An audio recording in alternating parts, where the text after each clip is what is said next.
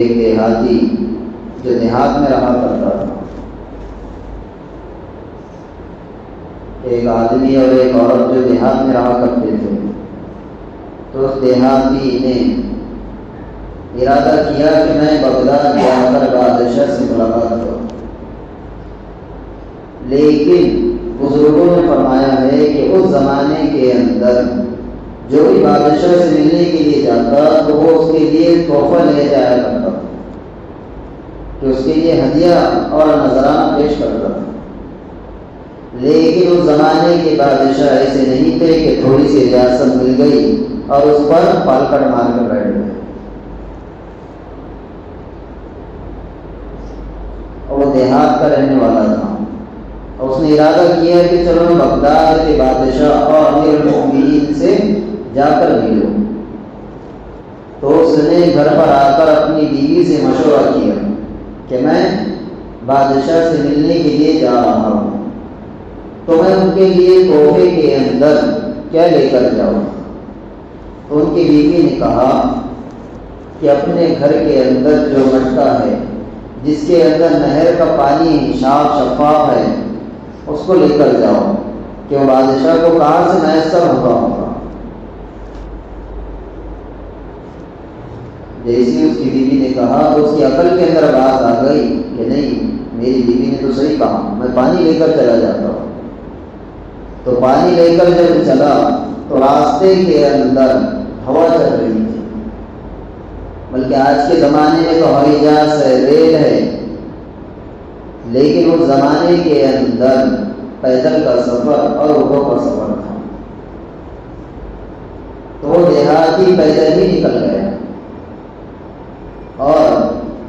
Baghdad کے کچھ میل دور وہ دیہات کا رہنے والا تھا، یعنی بغداد کے پاس میں ہی وہ ایک گاؤں تھا، وہاں سے وہ چل کر بغداد پیدل آیا۔ تو راستے کے اندر ہوا چل رہی تھی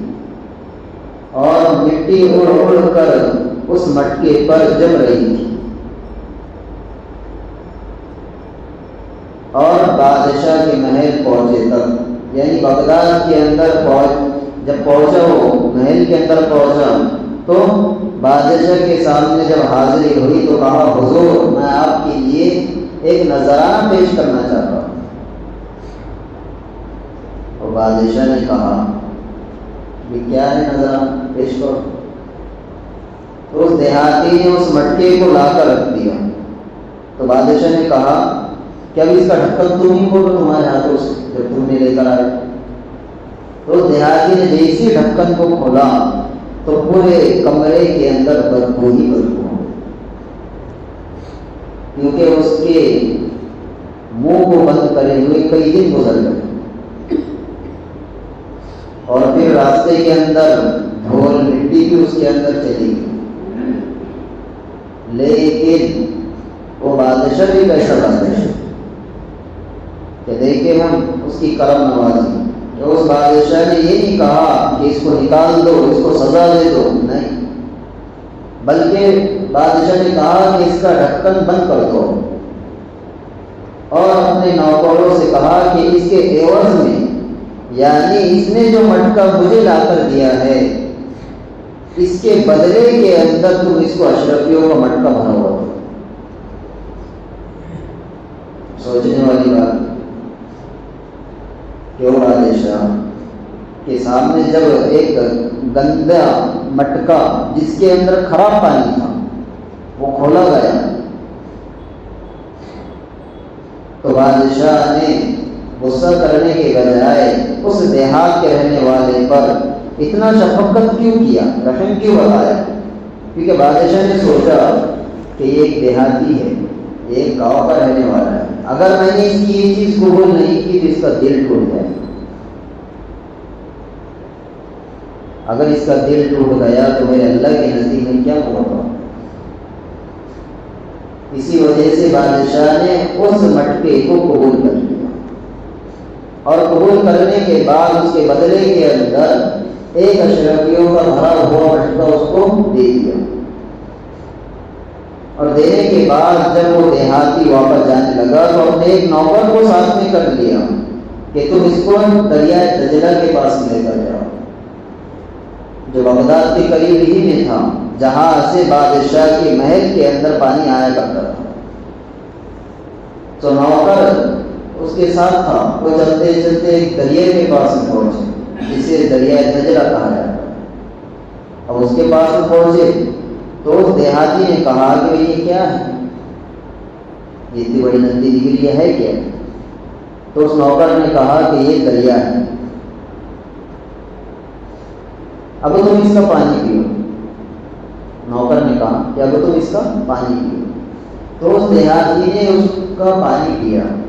تو اس کو معلوم ہوا یہ پانی کتنا صاف شفاف ہے اور میٹھا پانی، اور جو میں نے لے کے گیا تھا وہ کتنا خراب تھا، لیکن پھر بھی بادشاہ نے مجھے کوئی سزا نہیں دی۔ تو اس نے اللہ سے التجا کر یا اللہ، جو میں نے بادشاہ کی نذرانے کے اندر جو پانی پیش کیا تھا وہ تو ایسا پانی تھا کہ بادشاہ دیکھتے ہی اپنے سب خادموں سے کہہ دیتا، نوکروں سے کہہ دیتا کہ اس کو جیل کے اندر ڈال دو، لیکن بادشاہ نے کرم نوازی بتائی، بادشاہ نے پیار محبت بتایا، بادشاہ نے مجھ پر رحم کیا کہ اس نے اللہ کے سامنے توبہ کی۔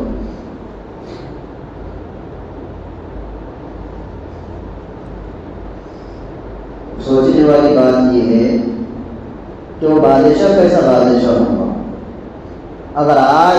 کے دور کے اندر کا اگر بادشاہ رہتا تو سیدھا ہمارے کو بائیکاٹ کر دیتا، سیدھا ہمارے کو جیل کے اندر ڈال دیتا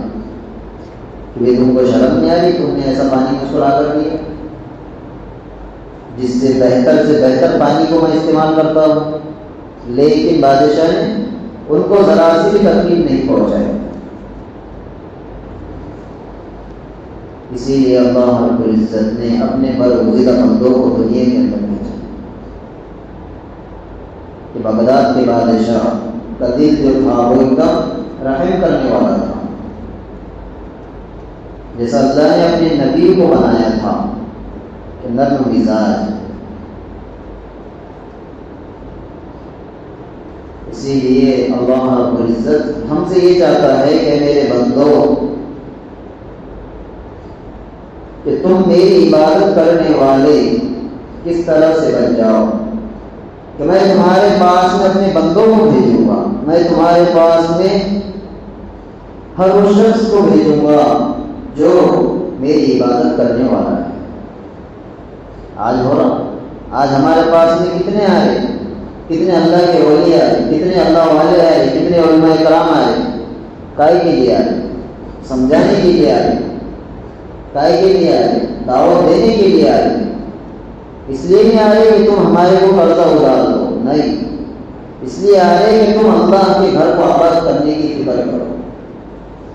آج اللہ کے گھر ویران ہے، آج ہمارے پاس میں وقت ہے، کل کو کوئی وقت نہیں کہ بنی اسرائیل کا ایک نوجوان جس کا نام کفل تھا، اس نے 99 قتل کیے اور ایک دائی کے پاس میں گیا جو دعوت دینے والا تھا، اس کے پاس میں جا کر کہا کہ بھائی میں نے اتنے قتل کیے، میں نے 99 قتل کیے، کہ میری توبہ ہو سکتی ہے؟ تو اس دائی نے جواب دیا کہ تو نے اتنے قتل کر دے، کہاں سے تیری توبہ ہو؟ تو اس نے اس کو بھی نپٹا دیا۔ اب ہو گئے پورے 100۔ اب گئے ایک عالم کے پاس اور عالم سے پوچھا کہ مولانا میں نے 100 قتل کیے، کیا میری توبہ ہو سکتی ہے؟ تو عالم صاحب نے کہا کیوں نہیں ہو سکتی، اللہ تو غفور رحیم ہے، معاف کرنے والا ہے۔ تو پھر ان عالم صاحب نے اس نوجوان کو جو بنی اسرائیل کا تھا اس کو کہا کہ تم برے لوگوں کی بستی چھوڑ کر نیک لوگوں کی بستی کی طرف روانہ ہو جائے۔ تو وہ کفر برے لوگوں کی بستی کو چھوڑ کر اچھے لوگوں کی بستی کی طرف جب روانہ ہوا